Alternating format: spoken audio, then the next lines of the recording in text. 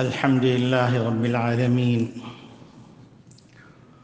والصلاة والسلام على أشرف الأنبياء والمرسلين وخاتم النبيين محمد وعلى آله وصحبه ومن تبعهم بإحسان ودعا بدعوتهم إلى يوم الدين.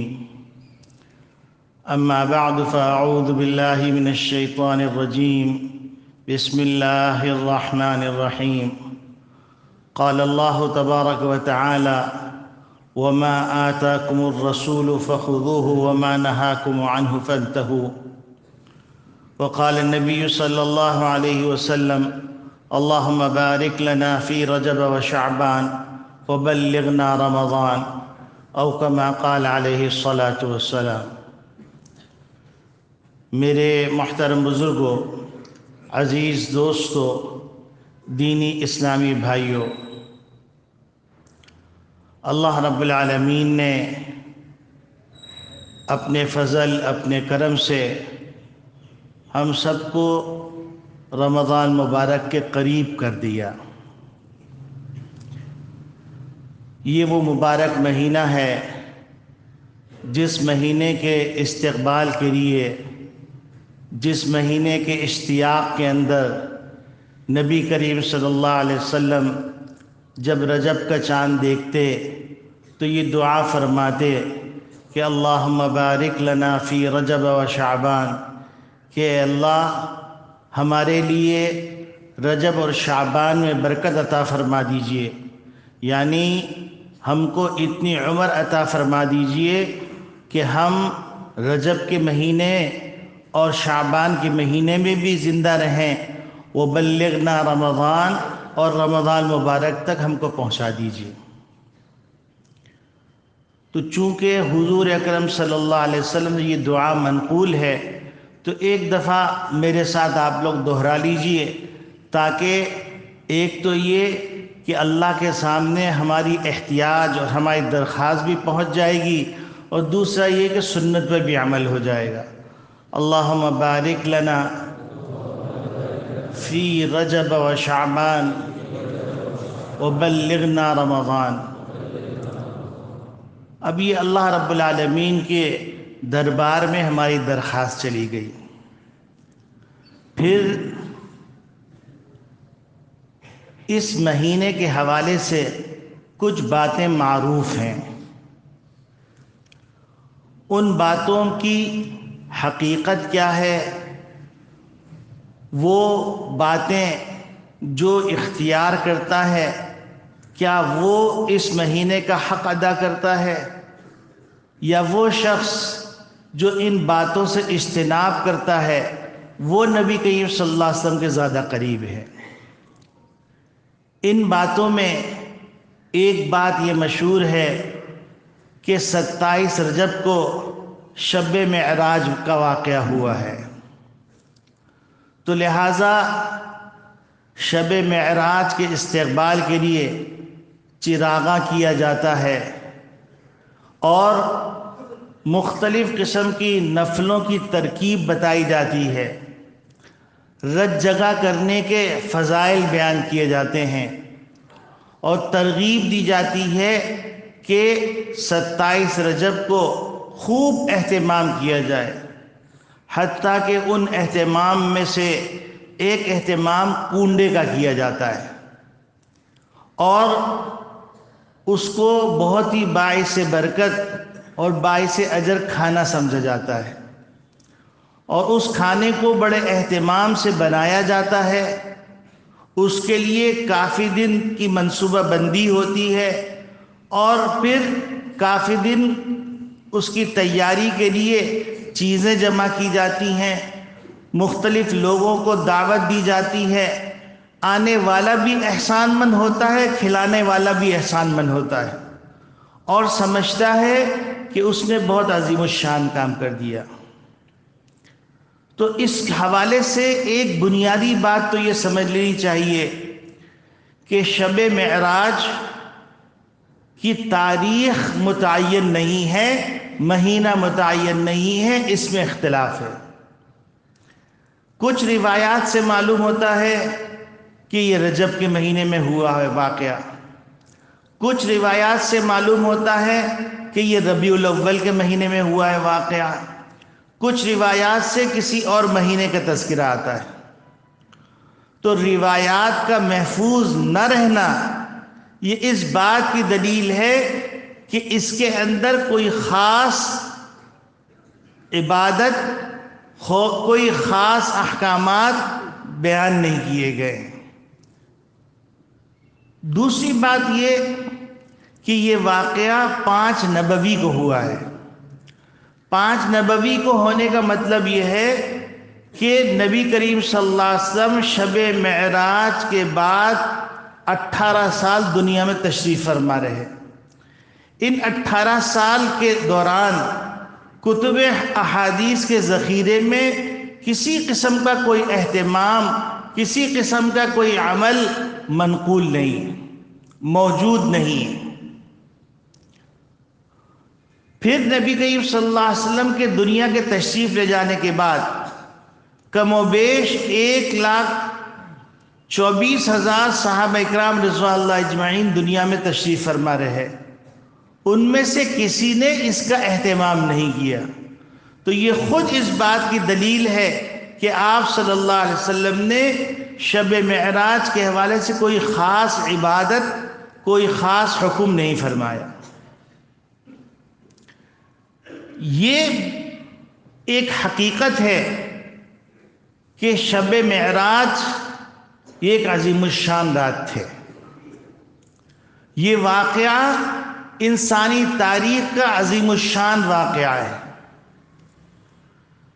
اگر ہم شب معراج کا اہتمام کرنا چاہتے ہیں تو ہم کو دیکھنا ہوگا کہ نبی کریم صلی اللہ علیہ وسلم کو معراج کی رات میں جو دورہ کروایا، جو چیزیں دکھلائیں، جو مناظر دکھلائے، وہ مناظر کیا تھے۔ وہاں پر بے نمازی کے بارے میں دکھلایا گیا۔ تو اگر ہم شب معراج بنانا چاہتے ہیں تو ہم نمازی بن جائیں۔ پھر اس میں سود خوروں کا دکھلایا گیا عذاب، تو سود خوری سے بچ جائیں۔ اس میں غیبت کرنے والوں کے احوال دکھلائے گئے تو غیبت کے گناہ سے بچ جائیں۔ اس میں ماں باپ کی نافرمانی کے احوال بتلائے گئے، اس کی سزا بتلائی گئی۔ تو شب معراج ہم سے مطالبہ کر رہا ہے کہ ہم ماں باپ کے قدردان بن جائیں۔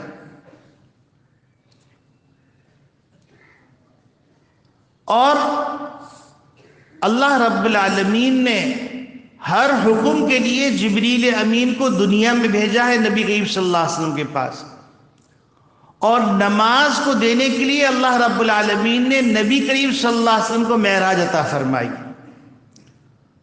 تو شب معراج کی اگر ہم قدردانی کرنا چاہتے ہیں، شب معراج بنانا چاہتے ہیں، تو ہماری پوری زندگی نبی کریم صلی اللہ علیہ وسلم کے سنت کے مطابق بن جائے۔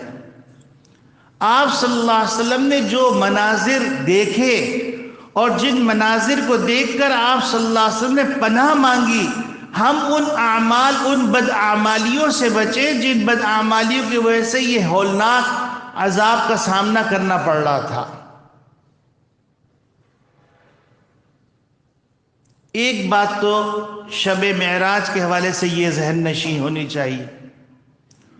دوسری بات یہ کہ 27 رجب کو روزہ رکھنے کی کوئی فضیلت ہے؟ تو اس حوالے سے بھی سمجھ لیجئے کہ شب معراج کے اہتمام میں روزے کا اہتمام کرنا یہ کوئی سنت نہیں ہے۔ ہاں، آپ روزہ رکھنا چاہتے ہیں، ایام 20 کے روزے رکھ لیجئے، آپ 3-4 روزے رکھ لیجئے، لیکن خاص دن کا تعین کر کے اور فضیلت کی نیت کر کے، فضیلت کے حصول کے لیے 27ویں شب کو سحری کی جائے اور پھر روزہ رکھا جائے دن کو، یہ کوئی ثابت نہیں۔ حتیٰ کہ حضرت عمر بن الخطاب رضی اللہ تعالی عنہ کا اہتمام یہ تھا کہ جب معلوم ہوا کہ کچھ لوگوں نے شب معراج کا اہتمام کرنا شروع کیا ہے، تو حضرت عمر بن الخطاب رضی اللہ تعالیٰ عنہ اپنے گھر سے باہر تشریف لائے، ایک ایک کو پکڑ کے فرماتے کہ تم بتاؤ تم نے روزہ تو نہیں رکھا، اور پھر اپنے سامنے اس کو کچھ نہ کچھ کھلواتے تاکہ اطمینان قلب حاصل ہو جائے کہ اس نے روزہ نہیں رکھا ہے۔ یہ اہتمام اور یہ آپ کا نہی عن المنکر کرنا خود اس بات کی دلیل ہے کہ یہ روزہ ثابت نہیں۔ اور حضرت عمر بن الخطاب رضی اللہ تعالیٰ عنہ سے زیادہ دانا اور زیادہ حضور صلی اللہ علیہ وسلم کے مزاج کو سمجھنے والا، وحی کی جو صورت حال ہے اس صورت حال کو سمجھنے والا کون ہو سکتا ہے؟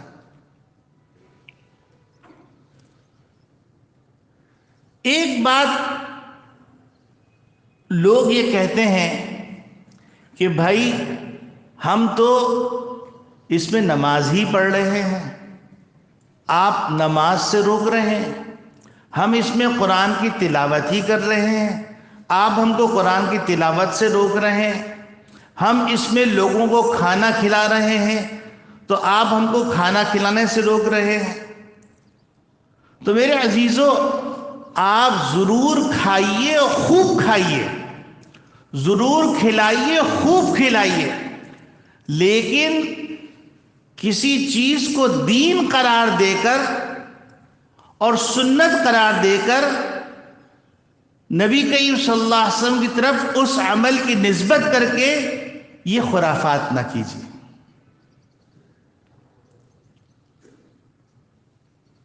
اب اگر ایک کامن سینس استعمال کرے آدمی تو اس سوال کا جواب خود مل جاتا ہے۔ آپ دیکھیے کہ آپ مغرب کی نماز پڑھ رہے ہیں، آپ کا دل لگ رہا ہے، تو آپ نے سوچا کہ ایسا کرتا ہوں کہ آج مغرب کی میں 3 رکعت کے بجائے 4 رکعت پڑھ لیتا ہوں۔ اب آپ دیکھیے اس کے اندر آپ نے رکوع زیادہ کیا، سجدہ زیادہ کیا، قرات زیادہ کی، تسبیح زیادہ بیان کی، تحمید زیادہ بیان کی، آپ کی نمازی باطل ہو گئی۔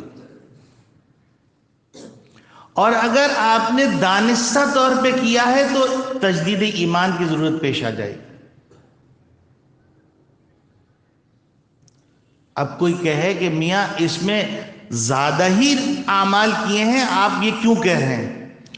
تو بات دراصل یہ ہے کہ نبی کریم صلی اللہ علیہ وسلم کی اتباع کے ہم پابند ہیں۔ نبی کریم صلی اللہ علیہ وسلم جو کیا، جتنا کیا اور جس طرح کیا وہ ہم کو کرنا ہے۔ نبی کریم صلی اللہ علیہ وسلم نے فرمایا صلو کما رأیتمونی اصلی، تم نماز ایسے پڑھو جیسے میں نے پڑھا اور مجھے تم نے پڑھتے ہوئے دیکھا۔ کوئی آدمی کہے کہ فجر کی نماز میں خواہ کو 2 رکعت ہوتی ہیں، حالانکہ کافی وقت ہوتا ہے، تو ایسا کرتے ہیں آج سے ہم 4 رکعت پڑھنا شروع کرتے ہیں، تو اس کی نماز ہی قبول نہیں ہوگی۔ تو وہ لوگ جو بیچارے اس غلط فہمی میں پڑے ہوئے ہیں کہ ہم عبادت ہی تو کر رہے ہیں، مسئلہ یہ ہے کہ عبادت کرنا ہے نبی کے طریقے کے مطابق، اور کوئی عمل کرنا ہے جس پہ اجر و ثواب کی امید رکھنی ہے وہ نبی کے طریقے کے مطابق۔ اسی طریقے سے کوئی آدمی یہ کہے کہ میاں میں ایسا کرتا ہوں کہ زوال کے وقت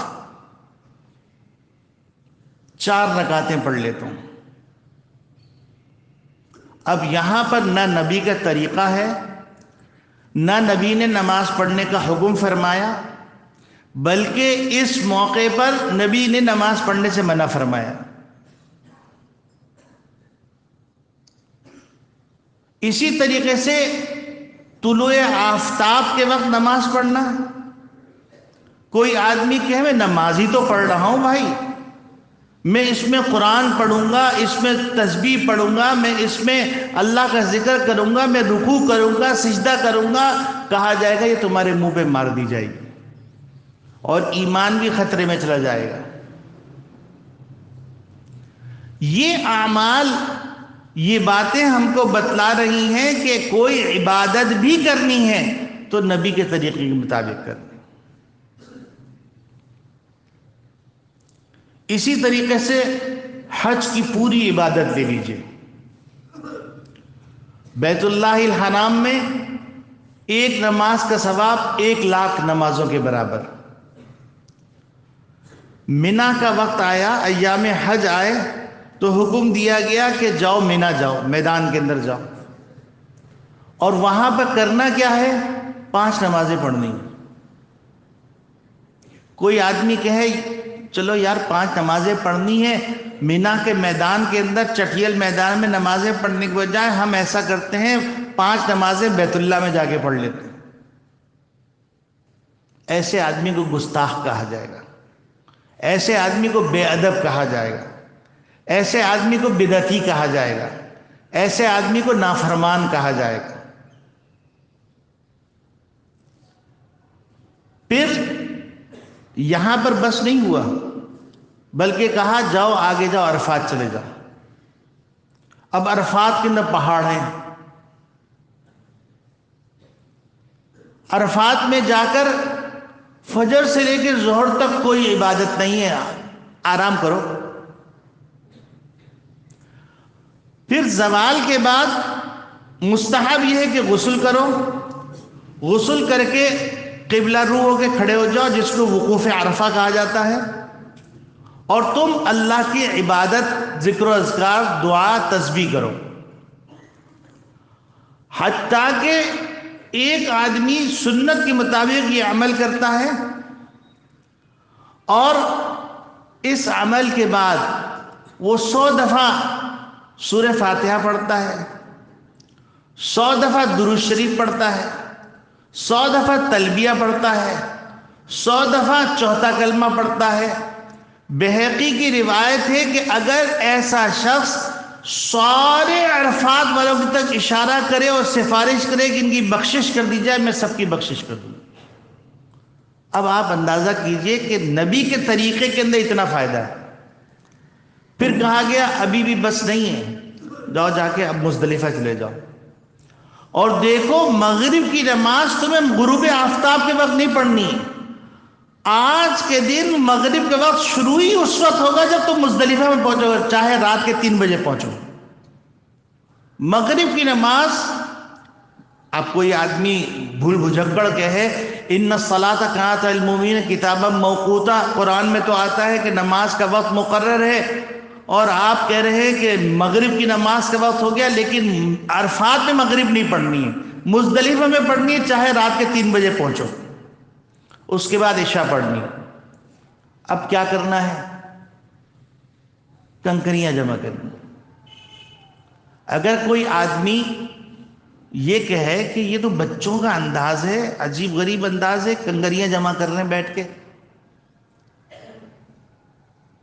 کوئی آدمی کہے کہ رش بہت ہوتا ہے، میں عرفات میں یوم عرفہ میں جانے کے بجائے میں رمضان میں عرفات میں 1 دن کہا ہے، میں 1 سال رکوں گا، کہا جائے گا کوئی ثواب نہیں ملے گا. وہی عرفات ہے، وہی مقام ہے، وہی عبادت کی جگہ ہے جس کے اوپر اتنا اجر اور اتنی بڑی سفارش قبول کی جا رہی ہے، جس کے بارے میں کہا جا رہا ہے کہ جو شخص یہ شک کرے کہ اس کی بخشش نہیں ہوئی، وہ توبہ استغفار کرے. اللہ کی طرف سے ایسی ندا ہے، وہ گناہگار ہے کہ عرفات میں اللہ نے پہنچا دیا اور وہ سمجھے کہ میری بخشش نہیں ہوئی. پھر جمرات کے اوپر جانے کا حکم دیا گیا، اور اس انداز سے حکم دیا گیا کہ یہ جمرہ نہیں کرنا، یہ جمرہ نہیں کرنا، اور یہ جمرہ کرنا ہے. اور جمرات پر تم ایک کنکری مارو گے تو تمہارا وہ گناہ کبیرہ جو تنہا تمہیں جہنم میں لے جانے کے لیے کافی ہے، وہ گناہ کبیرہ معاف ہوگا۔ کوئی آدمی کہے کہ میاں ہم ایسا کرتے ہیں کہ جمرات پہ رش بہت ہوتا ہے، ہم رمضان میں جا کر 7 کنکریوں کی جگہ پر 21 کنکریاں مار کے آتے ہیں، کوئی ثواب نہیں، کوئی اجر نہیں، کوئی بخشش نہیں۔ تو یہ اعمال بتلا رہے ہیں کہ جو آج کل لوگوں کے دماغوں میں یہ آ گیا ہے کہ ہم عبادت ہی تو کر رہے ہیں، تو آپ ہم کو عبادت سے کیوں روک رہے ہیں؟ تو میرے عزیزو، سارے دین کو اگر دیکھا جائے تو سارے دین میں قدم قدم پر ہم کو نظر آتا ہے کہ وہاں عقل نہیں چلتی، وہاں وحی چلتی ہے، وہاں نبی کا طریقہ چلتا ہے۔ اویس قرنی رضی اللہ عنہ کہا جائے، گو کہ ان کی نبی کریم صلی اللہ علیہ وسلم سے زیارت سے مشرف ہونے کی حدیث ثابت نہیں ہے،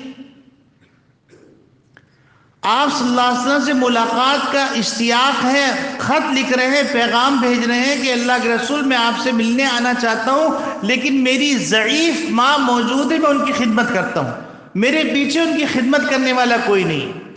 نبی کریم صلی اللہ علیہ وسلم فرما رہے تم اپنی ماں کی خدمت کرو، اور ادھر خلفائے راشدین سے کہہ رہے ہیں کہ دیکھو قرن سے ایک آدمی آ کر اویس، اس کی یہ نشانیاں ہیں، جب آئے تو تم جا کر جو ہے ان سے دعائے مغفرت کروانا۔ اب آپ سوچئے تو کہ پورا نظام جہاں عقل کے گھوڑے تھک کے بیٹھ جاتے ہیں، وہاں پر وحی الہی کا سلسلہ شروع ہوتا ہے۔ تو لہٰذا رجب کے حوالے سے جو غلط فہمیاں ہیں، کنڈے اور کنڈے کی ایک تاریخ ہے کہ اصل میں اس کے پیچھے راز کیا تھا، حکمت کیا تھی، وقت ہو چکا ہے، میں اس طرف نہیں جا رہا ہوں، آپ لوگ علماء ہیں، اور میں عوام کو ایک بات بتانا چاہتا ہوں کہ دیکھیے مدارس اللہ کی کتنی بڑی نعمت ہے، کتنی بڑی نعمت ہے کہ آپ کے ملک کے حالات کے لیے، آپ کے کاروبار کے بہتری کے لیے، ملک کے اندر امن و امان کے لیے اور ملک کی ترقی کے لیے، اللہ کی رحمت کو متوجہ کرنے کے لیے آج جمعے کے دن جامعہ کے 1200 طلبہ جو حدیث کے طالب علم ہیں، جو فقہ کے طالب علم ہیں، جو مستقبل کے یا تو محدث ہیں یا فقیہ ہیں یا مفتی ہیں یا خطیب ہیں یا داعی ہیں یا مدرس ہیں، ان لوگوں نے صرف اللہ کے لیے اور آپ کی خیر خواہی کے اندر اعتکاف کیا۔ اس وقت 1200 طلبہ اعتکاف میں موجود ہیں۔ ان مدارس کو قدر کی نگاہ سے دیکھیے، ان طلبہ کی قدر کیجئے، اور یہ عظیم الشان نعمت ہے، عظیم الشان نعمت ہے ان اساتذہ کی، ان بڑوں کی، جن بڑوں نے بچوں کی تربیت روحانی انداز سے کرنے کے لیے اس کا اہتمام کیا۔ کتنے طلبہ ہیں کہ جنہوں نے رات بھر کے اندر قرآن کریم مکمل کیا، ایک قرآن کریم، بعض نے 2 قرآن کریم مکمل کیے ہیں۔ تو یہ جو اللہ کی رحمت ہے، جو اللہ رب العالمین چاروں طرف سے دشمنوں نے گھیر رکھا ہے اس ملک کو، اندرونی طور پہ بھی بیرونی طور پہ بھی، کون سی طاقت ہے جو یہ ایک امن و امان کی فضا کا، یعنی دنیا چاہ رہی ہے کہ ایک لمحے پاکستان کے اندر امن نہ ہو، ایک لمحے ایک ذرہ پاکستان ترقی نہ کرے، لیکن اس کے باوجود اللہ رب العالمین، ساری دنیا دشمن ہے، سارے لوگ دشمن ہیں، لیکن اللہ رب العالمین نے اس ملک پاکستان، ملک خداداد پاکستان، اس ملک کی حفاظت کی ہوئی ہے، ان کے پیچھے ان اللہ والوں کی دعائیں ہیں۔ تو ایک دفعہ سب شکر ادا کیجئے، الحمدللہ۔ ایک محدث کا جملہ میں نے سنا، خود سنا، وہ فرمائے لگے کہ اے طلبہ، تم اپنے آپ کو حقیر مت سمجھو، یہ دنیا کا نظام جو چل رہا ہے وہ تمہارے صدقے میں چل رہا ہے، کیونکہ نبی کریم صلی اللہ علیہ وسلم فرمایا جب تک زمین پر اللہ اللہ کہا جائے گا اس وقت تک قیامت قائم نہیں ہو۔ اللہ رب العالمین ہم کو قدر کرنے کی توفیق عطا فرمائے۔